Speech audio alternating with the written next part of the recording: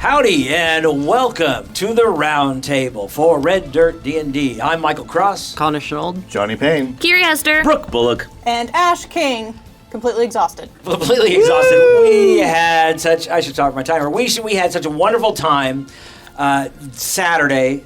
Even Brooke was there in spirit. He was in the chat. This is after episodes 67 through 70 that you'll be listening to this. This for us was right after our fundraiser for Extra Life. We did our live event. Kiri Hester was an amazing dungeon master yet again. Thank you. Taking us through this wonderful adventure, this haunted house type of style of GURPS/5e style game. Yep. It was wonderful. So thank you so much for that, Kiri. No problem. And I will promo here. So I took the GURPS Adventure Thresher Manor by Sage Falcos on Twitter, and I made a 5e adaptation to it, which, as a person who knows literally nothing about GURPS, took a lot. Generic universal role-playing system. Yes. I knew what it was, but I had no context for any of the rules or anything like that or how it worked. But was it a Cthulhu story using GURP system? There was two versions of it. You could do there was a GURPS version and a Cthulhu version. And the Cthulhu version honestly scared me. So As it should. As it should, yes. So you should feel unsettled and a little nervous. Cthulhu Adventures, anything that's like Cthulhu, you don't play a Cthulhu adventure. You survive. You survive. Cthulhu adventure. That doesn't even happen. Yeah, well, that's the whole point. Yes. If your character is dead by the end of a Cthulhu adventure, they're doing good. Right, because the rest of them dead. are absolutely insane and in a mental institution. Because it's crazy. I love the idea of a Cthulhu game. I wish there was kind of a 5th edition Wizards of the Coast type of Cthulhu-esque. There's a smoky neuron trying to fire in my head. I think there's something else. There are 5e adaptions of Cthulhu you can find on DM's Guild. There are several third-party. Well, I mean, if you really want to play anything Cthulhu, you got to go over to the Call of Cthulhu. It's its own game system with its own rules, its own tone. Because I mean, that's the thing is that like 5th edition Dungeons and Dragons, as we've kind of talked about on A&M Talk D&D, little plug there. Check us out on Twitch Tuesday nights 6:30 Central Time. 5e is definitely meant for heroes. It's meant for people to be heroic and to be successful. Feel good about yourself. Feel good about yourself. In order to really have the true Cthulhu, the true Lovecraftian experience, you can't be a hero. No, you're the store clerk. You're a doctor. Things are happening to you, and it's more of a detriment to you and to your health if you go and get involved with them. You're the everyman. That's how Call of Cthulhu. That's how Call of Cthulhu. My problem with doing Call of Cthulhu is I'm old and I don't want to learn a new system. which is how I felt about GURPS. And so nice segue. So I just took what I did. I tried to there's a lot more skills in GURPS than there are in 5e. And so I had to do a little bit of translating. So heraldry roles became history roles. Right. That's how I was doing 3.5 to 5e. Yeah. Or sometimes an arcana, or sometimes a religion, depending on what it was about. But they definitely missed you, Alvaro. There was a lot of lock picking. Yes. So much lock picking.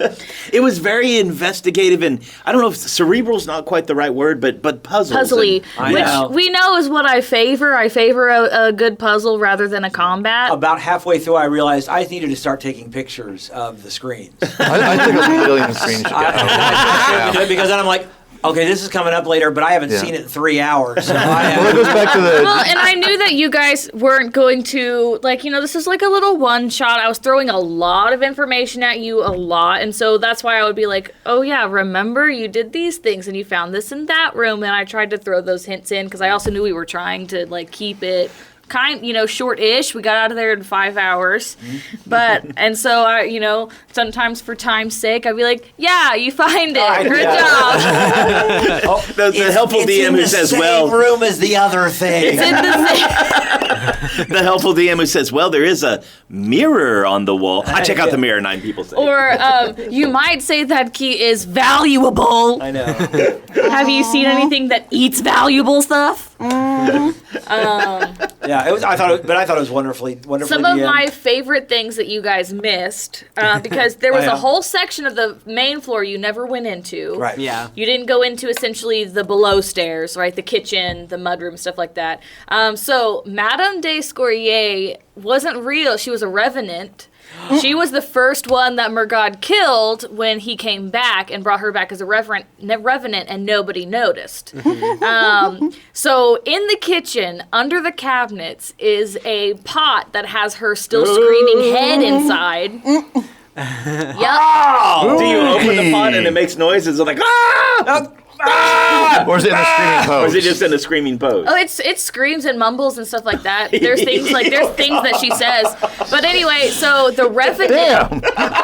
Yeah, the Revenant, and that's also where so remember the duck blood on the cellar stairs. He was making duck stew for dinner. That's where the duck blood came from. So it seemed a little weird and out of place. There was just a bucket of duck blood, but okay. But anyway, the other thing is that she.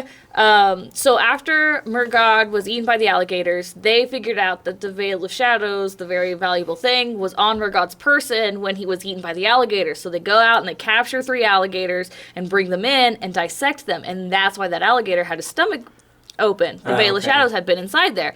The good news for the alligators is that the first one they dissect happened to be the one with the veil inside. So the other 2 didn't have to get dissected. Madame de Scourier made them her pets. There's one on the front porch, and then there's one lurking in the mudroom because she lets him into the house during the day, and he was the footprints inside. Okay. And he would have tried to bite you. He was the vile backstabber, I think. But so those were some things. Like I said, Madame de Scourier is a revenant. If you tried to go outside, there's a crazy guy that ran away from the manor, but couldn't get anywhere because the manor is in like its own separate like demi-plane is how I imagined it. And so although he wasn't listed among the dead because he was missing, and so he would have tried to fight you. But yeah. And then of course the secrets about Murgod himself that I will continue to keep because it sounds like you might run into him again later. That would be Dun, great, dun, yeah. dun. That'd be fun. It was a great, exciting adventure. I absolutely loved it. But the other reason we did it was to raise money. And Ash, I'm going to throw it to you on how we did on raising the money. On how we did? How we did it? How we did. How we did. How we did on raising. I was trying to do a pun. It didn't work. Yeah. Carry on. No one got it. $503. It's still early. It's early.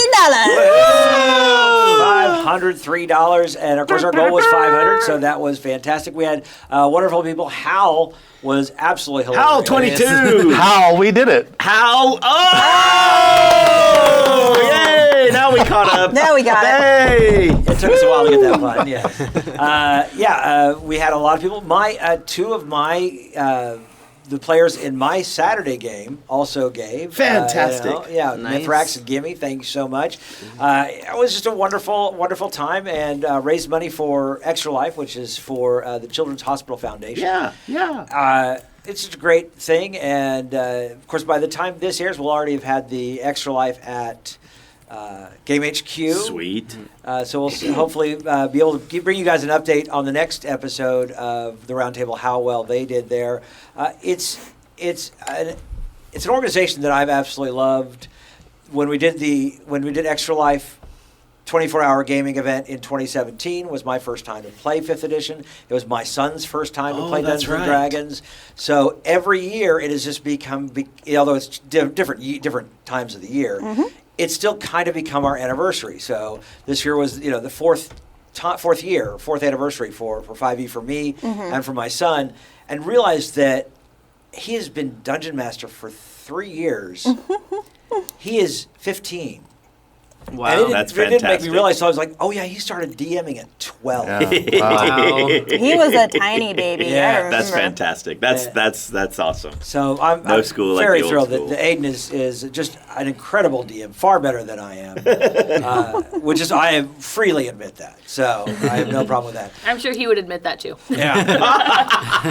No, You done raised a good kid, Mike. Yeah. Oh, yeah. He's fantastic, and he also has time to play football, baseball, basketball. Has a girlfriend. I mean, dude. He's one of my favorite kobolds too, because he Yeah. came with us to con. Yes. Yes. How many kobolds do we have now officially in the Kobold Union? They're going to get a card and things like that. Officially Was it in 4? the Kobold Union, we had, I believe it was actually 5. Awesome. That's awesome. Awesome. And Five- that's still 5 new kobolds. available, right? People, we're going to get that up on the website where folks probably is by this point. Well, so that people I can don't keep know. joining? Yeah. I don't know. We'll have to talk about that in terms Okay. of how to do that. But the cool thing actually is that your Extra Life page technically is open from like they reset the pages every year. Mm-hmm. So like starting from January, you can open up your page in January and raise throughout the year. You're not limited to just a time period. So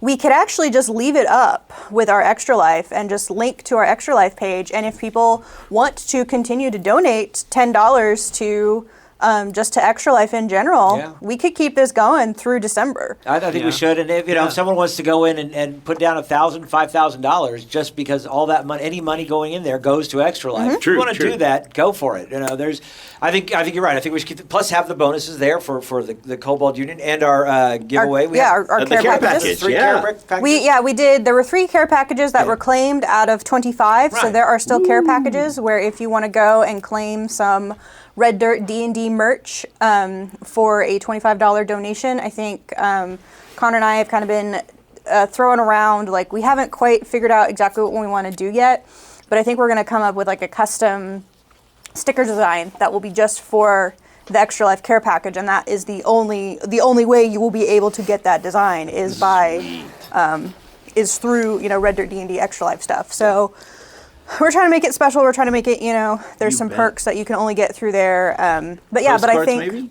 postcards, yes, yeah. Maybe some thank you notes from your favorite podcasters. Autographed. You gotta make it big, 'cause Poppy's we're running signature's down. so big. We're running down here. So the first 15 minutes, I know it's really fast, but I do want to thank. We do have a new sponsor for our show, which is Token Con 2022. Yay! The great board gaming event. It's just amazing. Not just board games, role-playing games, a whole bunch of other stuff. Runs in March. We're very excited to Sweet. have them as our new sponsor.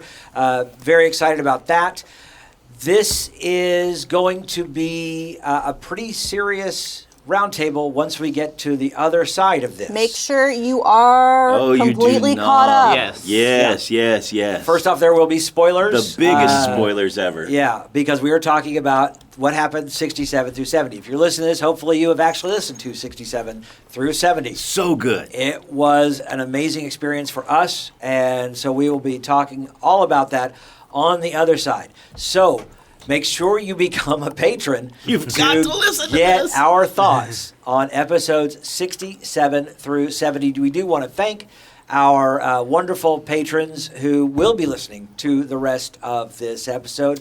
And Ash, who are those patrons? Our patrons are as follows: Nightmare, Yay! John D. Facili, New Mexico, Yay! Tim, Brian Hughes, Yay! Derek Rusnick, Derek! Germbot, Germs! Kimberly Cross, Yay! Courtney, Yay! David Adams, Woo! Carla Stevenson, Carla! Nicholas Rodriguez, Nico! Sheila Griffin, Sheila! Strix, Strix! The Kilted Warrior Mike, The Kilted Warrior!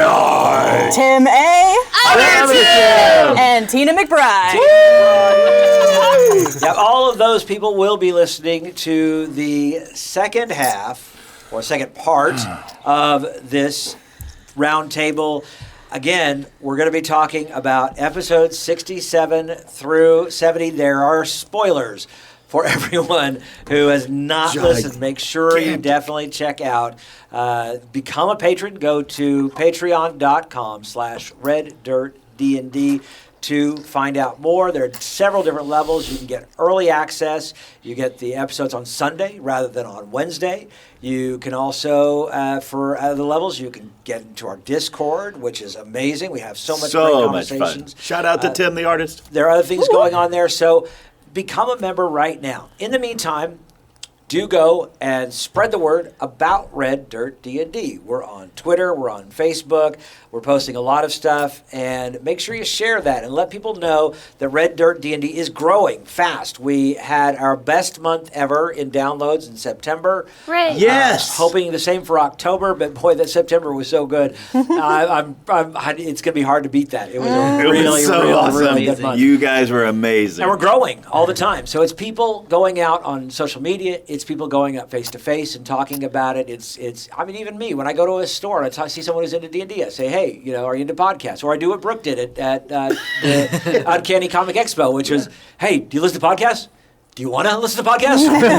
This is how bad, I got a podcast. This is how bad it is. I had the opportunity to go see My Fair Lady at the Civic Center, and we're sitting down. We're there, and there's obviously a dad and a son in front, and I hear the boy say, "But we're still gonna play D&D tomorrow, right?" And I couldn't. I look over. My wife was like, "Don't," and I just couldn't. And I'm like, hey, do you guys play D&D? Here's a flyer. Honey, I love you. Don't leave me for this. In the meantime, also check us out on twitch.tv/RedDirtDND. We've got Plausible Deniability every other Thursday. We've got A&M Talk D&D. And check us out on YouTube. You can find that the holiday special. All Hallows Vale should now be on YouTube. So go check that out. We had a lot of fun playing that. So, in the meantime, become a patron.